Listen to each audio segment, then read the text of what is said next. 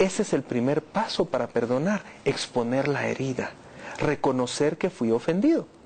Si yo digo, bueno, hago de cuenta que mi pastor no me ofendió porque no puedo creer que él haya hecho eso, esa herida va a estar haciendo daño constantemente y va a separar esa relación. Entonces, debo reconocer, sí me ofendió, sí me hirió. Ese es el primer paso. A veces decimos, bueno, el tiempo va a borrar todo.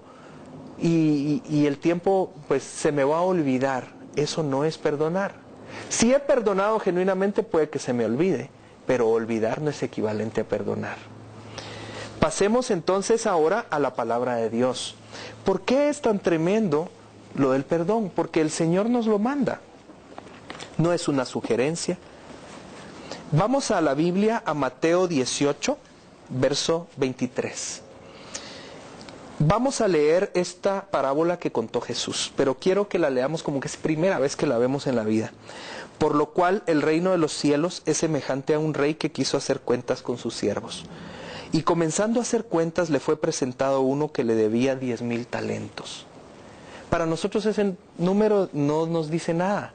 Sin embargo, al hacer los cálculos de lo que era un talento y cuánto valía en dinero, podemos equiparar en moneda actual que son 180 millones de dólares. 180 millones de dólares le debía este siervo a su señor.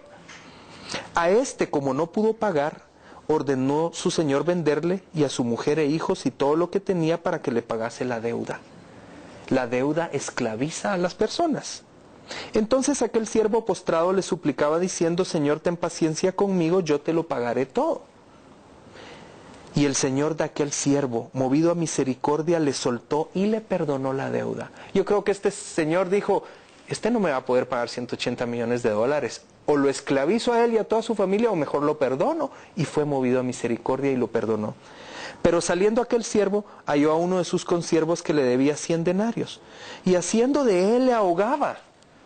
Yo quiero que se imaginen que el banco les manda una carta ahorita y les dice, su deuda de la hipoteca de su casa está perdonada. No tienen que pagar nada. 20 años que debían están perdonados. ¿Cómo se sentirían? Saldrían ustedes a celebrar, ¿no? Bueno, pues este no salió a celebrar. Salió a ahogar a otro, su cuate, su compañero, que le debía, vamos a avanzar un poquito más, y le debía el equivalente a $300, comparado con 180 millones. Y le decía también el consiervo a él, ten paciencia, yo te lo pagaré todo. Las mismas palabras que él usó con su señor. Pero él no quiso y le echó en la cárcel. Entonces el señor escuchó esta historia y llamó al siervo y le dijo, siervo malvado, toda aquella deuda te perdoné porque me rogaste. ¿No debías tú también tener misericordia de tu consiervo como yo tuve misericordia de ti? Entonces su señor enojado le entregó a los verdugos hasta que pagase todo lo que debía.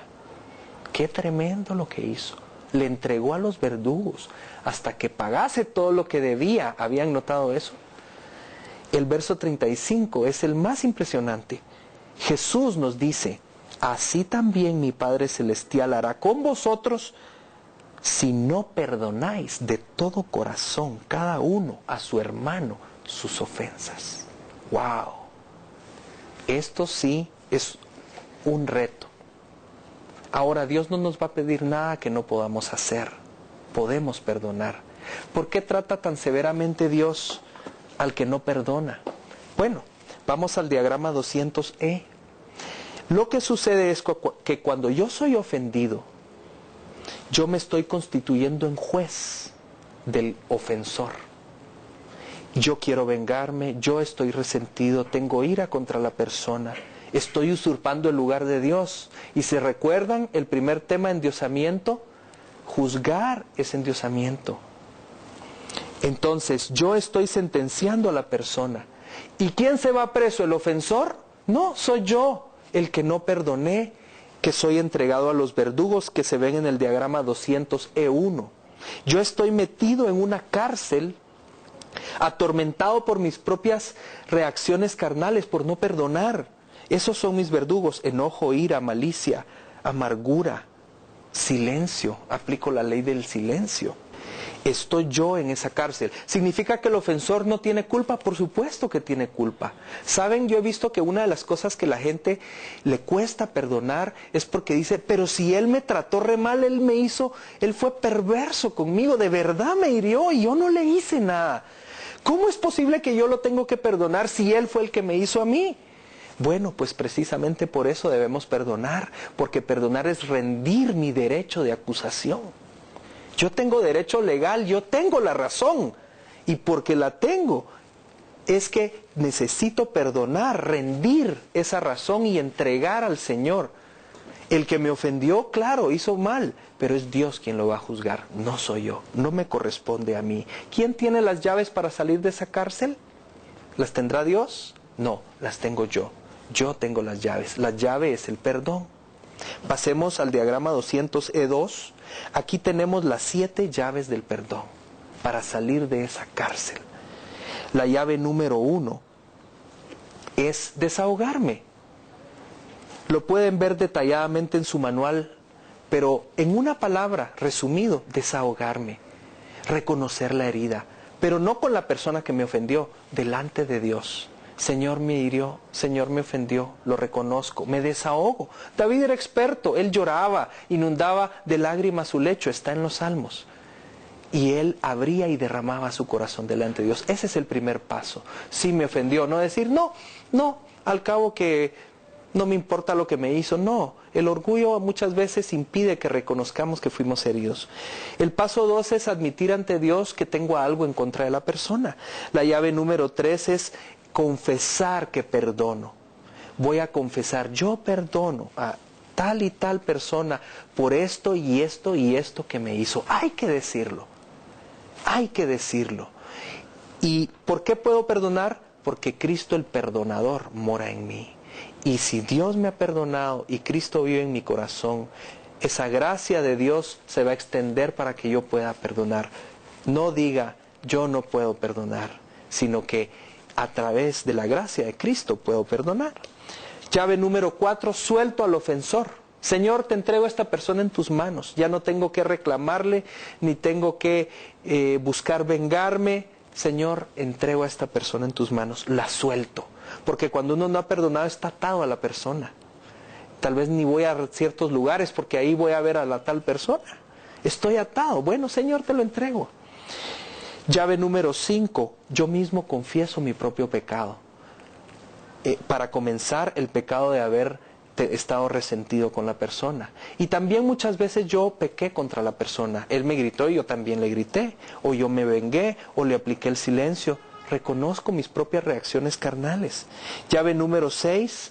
Recibo el perdón de Dios y escojo vivir como la nueva criatura que soy. Señor, todas las cosas viejas pasaron, todas son hechas nuevas, soy hijo tuyo, no voy a vivir más en condenación, soy libre. Gracias. Y llave 7, y esta es la corona del perdón.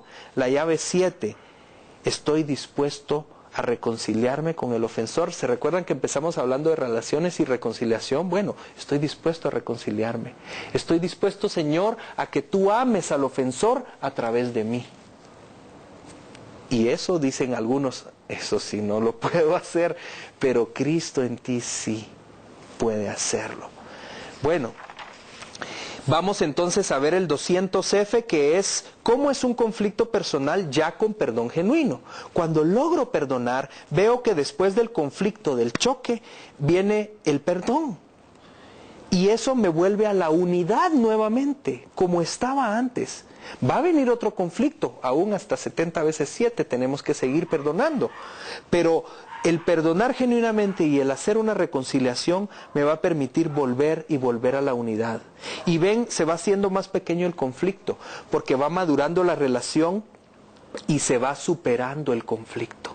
Se va logrando superar y créanme, en mi vida yo he experimentado cómo se han conquistado áreas completas en mi vida, en mis relaciones, por ejemplo con mi esposa, cosas que eran problemas siempre, el mismo problema una y otra vez, hemos llegado a conquistar esas áreas, pero ha sido indispensable el perdonar y pedir perdón, o sea, la reconciliación. Vamos a ir al repaso del tema. Dios nos manda el perdonar a otros cuando ellos nos ofenden. Esto es esencial para poder vivir con personas imposibles. Yo diría con todas las personas, pero con las personas difíciles, mejor si llega una doble dosis de perdón o no va a poder relacionarse. También vimos que el orgullo se interpondrá en el camino de extender perdón. Extender perdón no es un pensamiento ni es un sentimiento, es una acción definida. No es algo de que, ay, es que yo no siento perdonar. Bueno, ¿acaso las emociones son el timón de su vida? Si lo son, debe arrepentirse y debemos tomar nuestra decisión basados en los principios del Espíritu. Decidir perdonar y luego va a venir ese sentimiento de que ya estoy con paz. No va a venir primero el sentimiento. Yo me rehúso a perdonar. Si yo me rehúso a perdonar a alguien que me hiere, yo puedo terminar en una cárcel de mis propias reacciones carnales y ser atormentado por el enemigo. Vimos también que toma tiempo muchas veces porque yo necesito escribir la ofensa, mi dolor o desahogarme en privado con el Señor. Escribir muchas veces es bueno. Ven, a mí me dijeron una vez, escribe una carta a tu papá.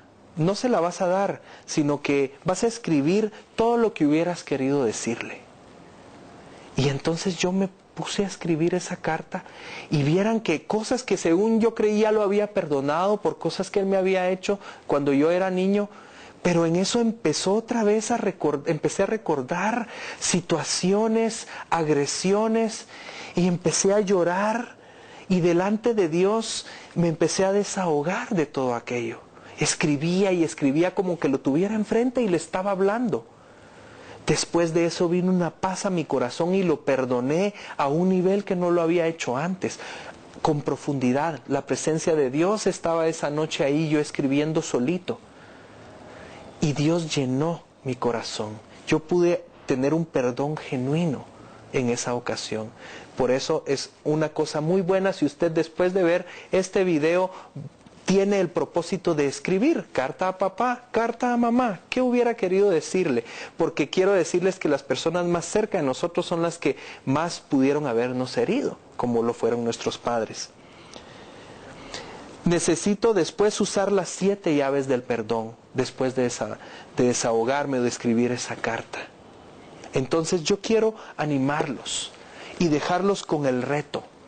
Oremos para que Dios nos guíe y hagamos una lista de las personas que debemos perdonar. Y agarremos las 7 llaves y apliquémoslas. Es posible perdonar. Hay una vida maravillosa después de perdonar. Así que vamos a orar, no vamos a seguir las 7 llaves ahorita. Vamos a orar para que Dios nos guíe de poder hacer bien nuestra tarea. Padre, en el nombre de Jesús, te damos gracias por la oportunidad, Señor, de escuchar tu palabra. Señor, yo clamo que nos muestres a qué personas debemos perdonar.